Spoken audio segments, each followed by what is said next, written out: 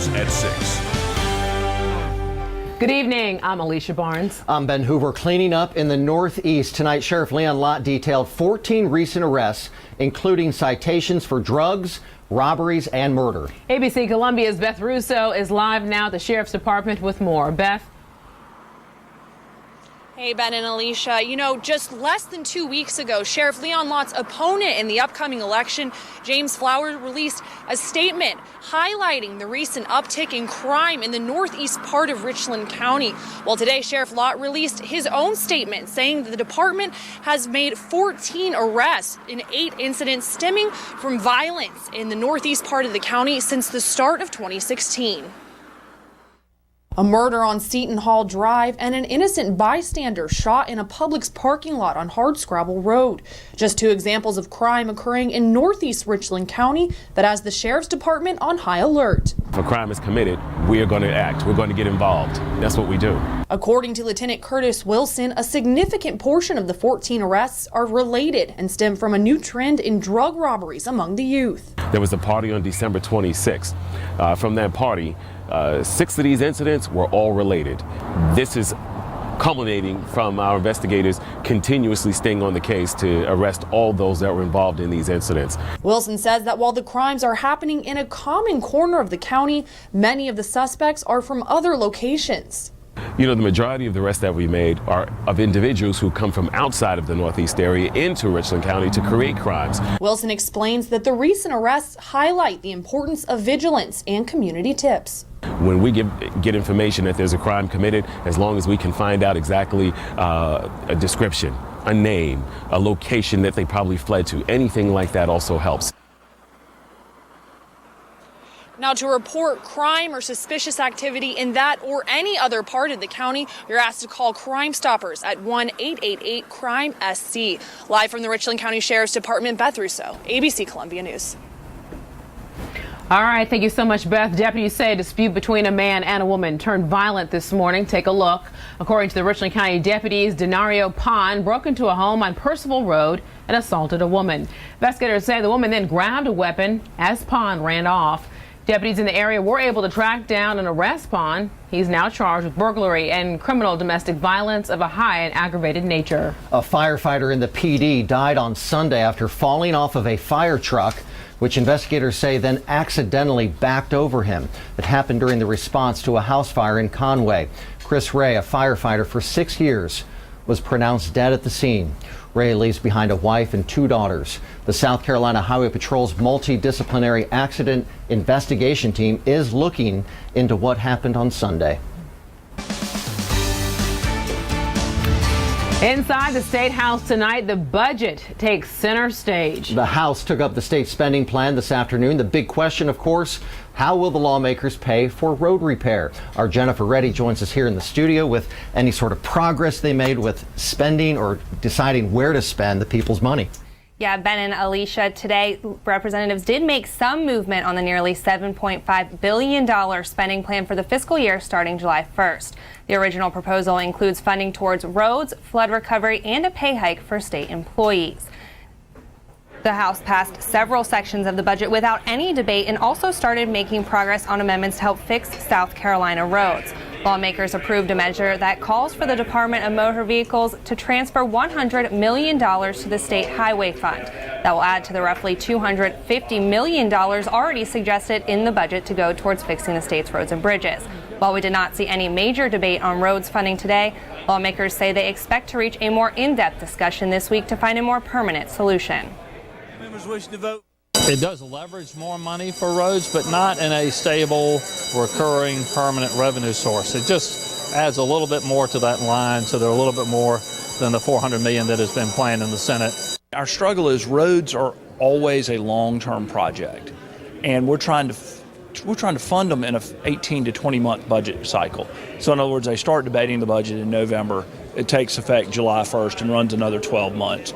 We've got to continue to come up with ways to get long-term funding in place to take care of roads in long ways. Aside from roads, lawmakers say they will also spend more time this week debating and introducing amendments for education and health care in the state. The House remains in session right now, trying to work through as much of the spending plan as they can. They will also be back at it early tomorrow morning. From the newsroom, Jennifer Reddy, ABC Columbia News. All right, Jen, thanks. While the budget was front and center inside the State House, outside, lawmakers were taking aim at racism.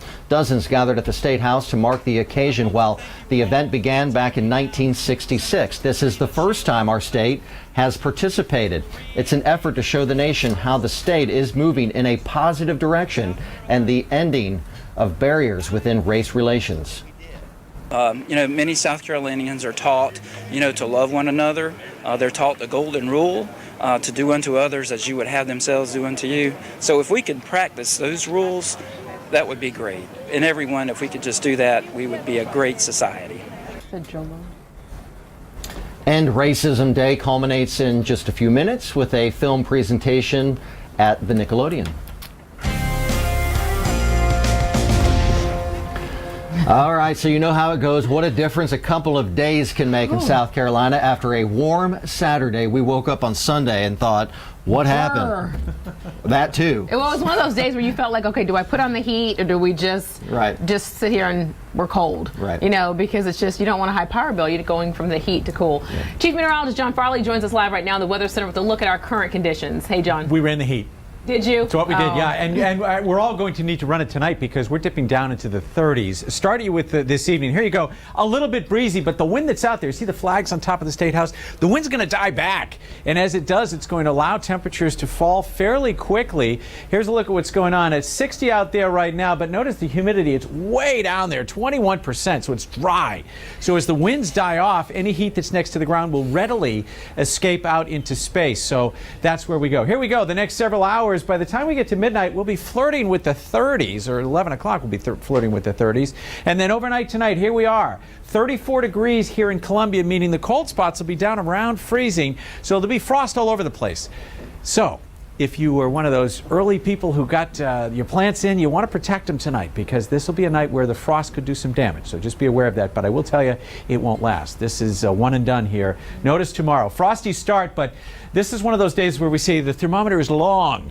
It's going to climb by about 35 degrees from the low to the high. Tomorrow afternoon, 70 degrees, and we're just getting started. More in the rest of the week's forecast in just a bit.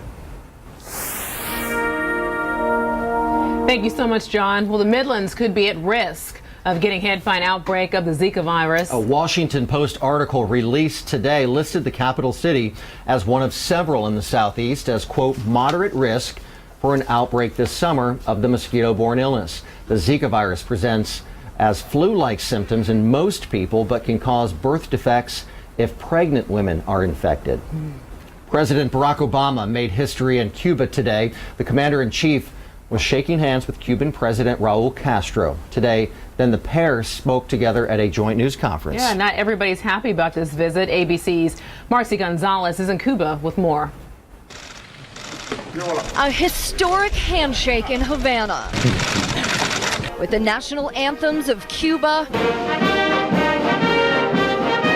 and the United States playing. The presidents of both nations meeting. This is a new day. Es un nuevo día. Putting decades of isolation and tension in the past and working toward a more amicable future. Now, I'm absolutely confident that if we stay on this course, we can deliver a better and brighter future for both the Cuban people and the American people. In this impoverished communist country, the president's discussing potential business opportunities and the trade embargo. The blockade stands as the most important obstacle. That's why its removal will be of the essence to normalize bilateral relations. President Obama telling ABC News in an exclusive interview he believes it will be lifted, but not before he leaves office. President Obama also discussing concerns about human rights, with political dissidents still regularly arrested for speaking out against the Castro regime. Some Cuban Americans call President Obama's visit a slap in the face. He's showing solidarity with the Castro, throwing a lifeline to those Castro murderers. But here in Havana, we're hearing a lot of optimism about the change this visit could bring. Tonight, the two presidents will come together again for a state dinner. And then tomorrow, President Obama will talk directly to the Cuban people in a nationally televised speech. Marcy Gonzalez, ABC News, Havana, Cuba. All right, here at home, some good news. The 34th annual St. Patrick's Day Festival was a huge success. According to 5 Points officials, just under 44,000 people attended this year's event. Now, co-chair of the 5 Points Foundation, Amy Beth Frank, says that while there were no major incidents, there were 43 arrests. Did you guys get out there this weekend? No, we did not. No. But we wore our green. Yes. For sure. Yeah, it's a good time. It is. Coming up, what's driving the latest jump at the pump? Plus, get your dancing shoes on. It's a big night on ABC. Stay with us for more news at 6.